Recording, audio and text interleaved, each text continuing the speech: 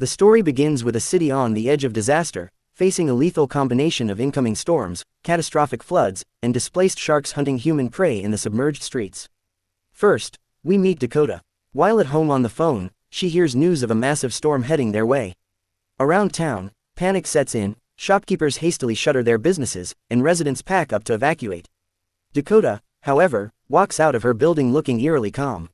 When a worried neighbor urges her to flee, she flatly refuses. To Dakota, her apartment isn't just brick and mortar, it holds the final memories of her late mother, and it is where she feels closest to her. She is determined to stay, even if it costs her life.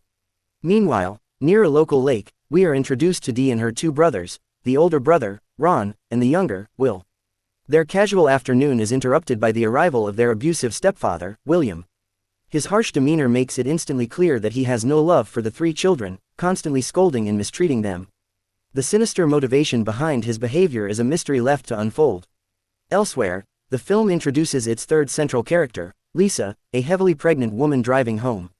While on the phone with her anxious mother, Lisa struggles to stay calm. She is close to her due date, her husband has abandoned her, and news of the storm is breaking. When the bridge ahead is suddenly closed, panic takes over. Seeing crowds of fleeing people only worsens her anxiety, though she tries to reassure herself that it is just a passing shower. She couldn't be more wrong. At the Marine Biology Institute, a scientist named Edward is tracking ocean anomalies. When official reports confirm that a historic storm is about to submerge entire cities, a panicked Edward immediately calls Dakota. He reveals that she is his niece, his late sister's daughter, and begs her to leave. When Dakota still stubbornly refuses, Edward relents, saying, "Okay, stay at your mother's house. But if anything goes wrong, remember that I am coming to save you." When the storm finally hits, it unleashes severe winds and torrential rain, culminating in a worst-case scenario: the local dam fractures. Seawater violently surges into the city, swallowing streets, washing away vehicles, and obliterating structures in an instant. Lisa finds herself trapped on the road when a fallen tree blocks her path. A passing truck driver warns her to turn back, but seeing the floodwaters rushing toward them, Lisa decides to ram her car over the tree. She hits the gas but crashes directly into the trunk. While the fast-moving current sweeps the helpless truck driver away, Lisa's car floats down the street, colliding with another tree and pinning her inside. To make matters worse, the crashed truck was hauling raw meat, which spills into the floodwaters and creates a massive blood trail. Driven by their acute sense of smell, hungry sharks quickly follow the scent into the residential streets. Unaware of the impending danger, William and his wife are casually having a drink in their basement, completely confident that their home is safely waterproofed. At the same time, reporters swarm Edward's office demanding answers.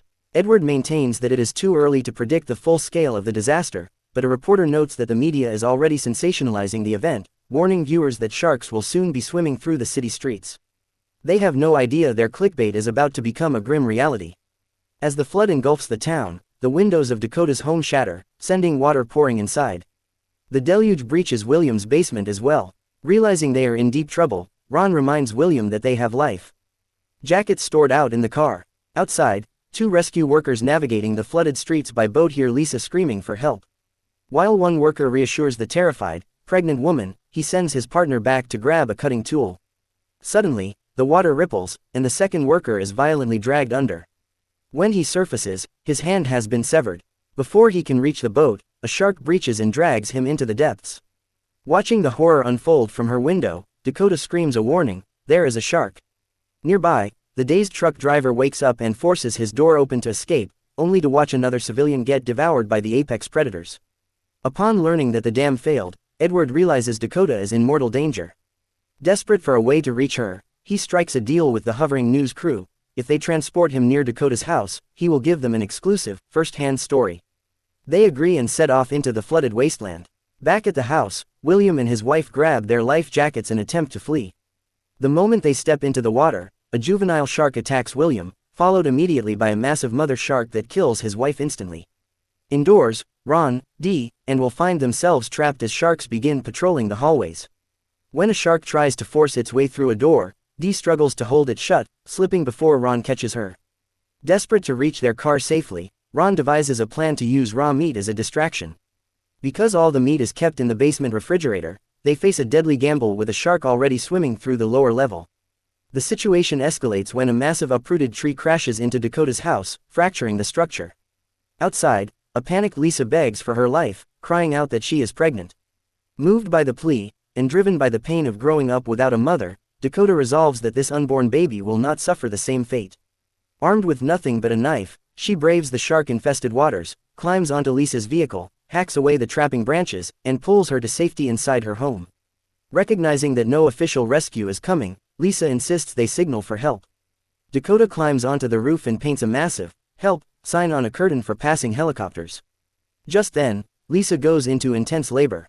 Knowing they cannot safely deliver a baby in a crumbling, half-submerged house, escape becomes their only option. Miles away, Edward and the reporters reach the flooded city limits where driving is no longer possible. They abandon their vehicle and pilot a small boat into the deeper waters toward Dakota.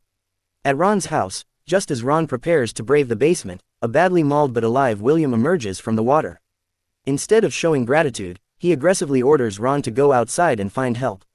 While searching for medical supplies to patch William up, Ron uncovers a hidden letter revealing that the government pays William $500 a month to care for them, money he kept for himself while starving the children. Realizing his secret is out, William attacks Ron. A fierce struggle ensues. Dee kicks her stepfather back into the water, where a waiting shark swiftly finishes him off. With the shark occupied, Ron dashes to the basement, retrieving both the meat and a stash of dynamite. They rig the meat with explosives and toss it to the shark. The beast swallows the bait whole, and a massive explosion destroys the predator, clearing a safe path for the siblings to swim to their car and escape. Back at Dakota's place, Lisa points out an abandoned rescue boat floating outside. Too weak from labor to move, Lisa watches as Dakota fills a bucket with raw meat from her own fridge to use as a distraction. Dakota bravely navigates the water, tossing meat to lure sharks away whenever they glide too close. She successfully reaches the boat, but disaster strikes when her bucket runs empty just as a massive shark emerges right in front of her. Dakota freezes, remaining completely still until the shark loses interest and swims away. After grabbing a fishing spear gun from the boat, Dakota hurries back to the house, which is rapidly filling with water. Inside, Lisa is floating on a mattress, using a stick to pull herself higher up the walls as her labor peaks. In the middle of the floodwaters, Lisa gives birth. The scent of newborn blood instantly draws a shark to the room.